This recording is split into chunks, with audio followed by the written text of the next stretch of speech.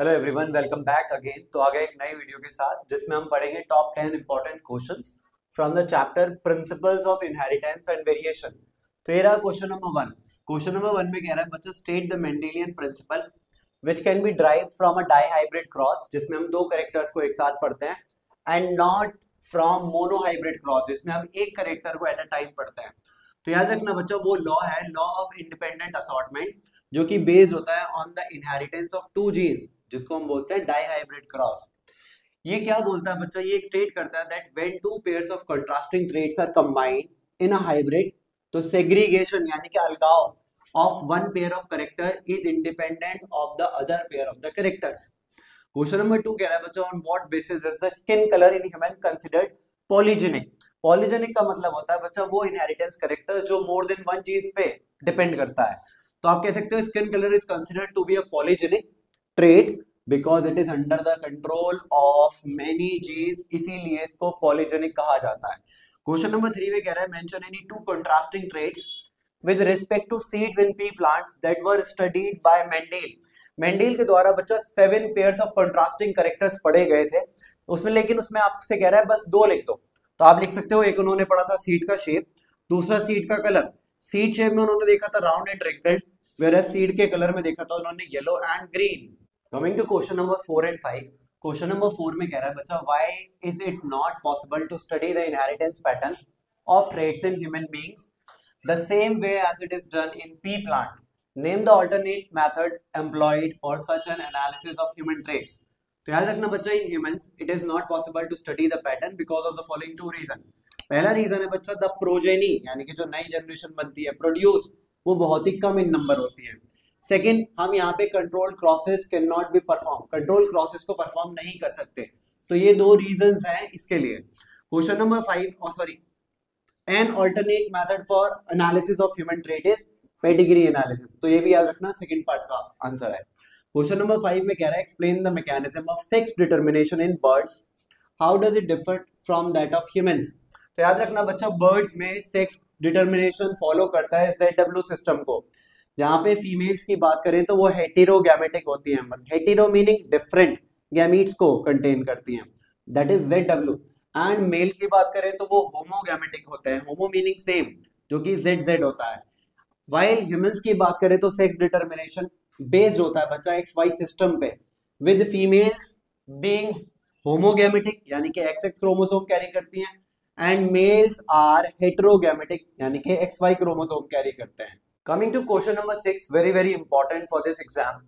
बात करें question number 6 की, तो बच्चा क्वेश्चन कह रहा है, aneuploidy of chromosome in human beings result करता है in certain disorder, draw out the possibilities of the karyotype in common disorder of this kind in human being and it consequences in individuals. बात करें बच्चा aneuploidy की, तो ये refer करता है to the failure of segregation of chromatid during cell division cycle, जो कि रिजल्ट करता है इन द गेन और loss of chromosomes. That is, इसकी वजह से 2 बीमारियां होती हैं, that is Down syndrome and Turner syndrome. बात करें अगर डाउन सिंड्रोम की बच्चा, तो ये आकर करता है due to the presence of an additional copy of the chromosome number 21। इस कंडीशन को हम बोलते हैं ट्राइसोमी ऑफ 21। याद रखना बच्चा, इसमें इंडिविजुअल जो कि इफेक्ट होता है इस बीमारी से, वो शॉर्ट स्टेचर्ड होता है with a small round head, उसकी फरोड टंग होती है एंड पार्शियली ओपन माउथ होता है। ऑल्सो इसमें जो साइकोमोटर एंड मेंटल डेवलपमेंट होती है वो उस इंडिविजुअल की रुक जाती है यानी कि रिटार्ड हो जाती है। बात करें कैरियोटाइप की, with 23 pairs of autosomes and 1 pair of sex chromosome होता है, दैट इज टोटल 47 क्रोमोसोम होता है। बात करें टर्नर सिंड्रोम की, तो बच्चों ये अकर करता है due to the absence of one of the X chromosome. इस कंडीशन को हम बोलते हैं monosomy of the sex chromosome.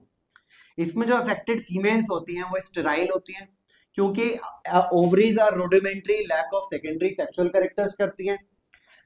बात करें और इसमें देखने के लिए, तो शॉर्ट स्ट्रेचर्ड होते हैं वो लोग, वेब्ड नेक होती है उनकी, और भी और देखने को मिल सकते हैं, आर ऑब्जर्व। इसके कैरियोटाइप की बात करें तो बच्चों karyotype with 45 number of chromosome, that is 44 plus XO। Coming to question number 7, 8 and 9। Question number 7 में कह रहा है बच्चा, write the scientific name of the organism Thomas Hunt Morgan and उनके कलीग्स ने वर्क किया था विद फॉर देयर एक्सपेरिमेंट। तो उसका नाम है बच्चा ड्रोसोफिला मेलानोगास्टर। ये आपकी कॉमन फ्रूट फ्लाई होती है, राइट। क्वेश्चन नंबर 8 की बात करें तो बच्चा, a cross was carried out between two P plants showing the contrasting traits of height of the plant. The result of the cross showed 50% of parental character. तो name the type of the cross. तो याद रखो बच्चा, ये ना cross of two pea plant जो कि show करते हैं कॉन्ट्रास्टिंग ट्रेट्स ऑफ हाइट, जिसमें हम बोलते हैं cross between toll P plant, that is T capital T small T, and dwarf P plant जिसमें स्मॉल टी दिखेगा। तो याद रखो उसमें 50% प्रोजेनीज यानी कि न्यू जनरेशन जो बनेंगी आर ऑफ पेरेंटल कैरेक्टर, यानी कि वो टॉल होंगी। दिस इज ओनली पॉसिबल, और ये ऐसा पॉसिबल तभी है बच्चा in case of test cross. अभी टेस्ट क्रॉस क्या होता है? A cross made of unknown dominant genotype with recessive parent, इसको हम बोलते हैं test cross, right. Question number 9 again very important.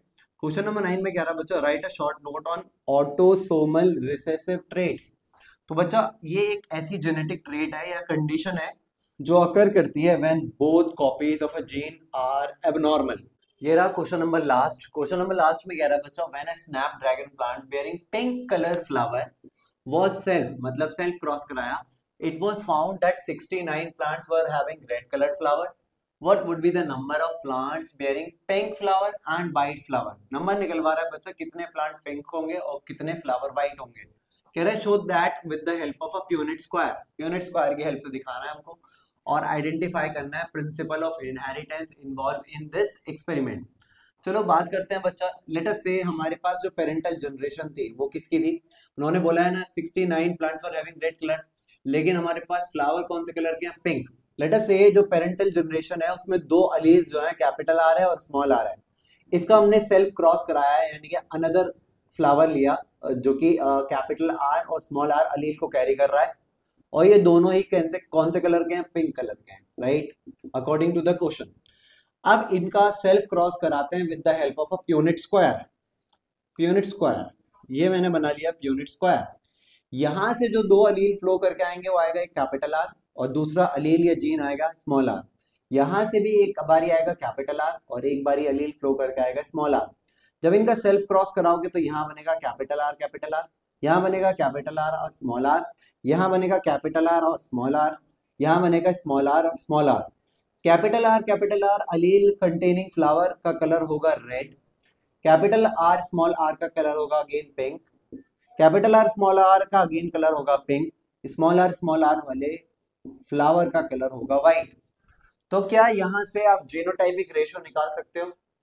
अगर मैं इस प्यूनिट स्क्वायर की हेल्प से जीनोटाइपिक रेशियो निकालूं, जीनोटाइपिक रेशियो मतलब कौन कौन से टाइप के अलील प्रेजेंट है, तो देखो कैपिटल आर प्रेजेंट है, ratio capital R small R present है, रेशो स्मॉल आर प्रेजेंट है। कैपिटल आर कितनी बार है? 1 बार, तो रेशो आ गया 1:2। कैपिटल आर स्मॉल आर कितनी बार है? 1 और 2, तो रेशो आ गया 2।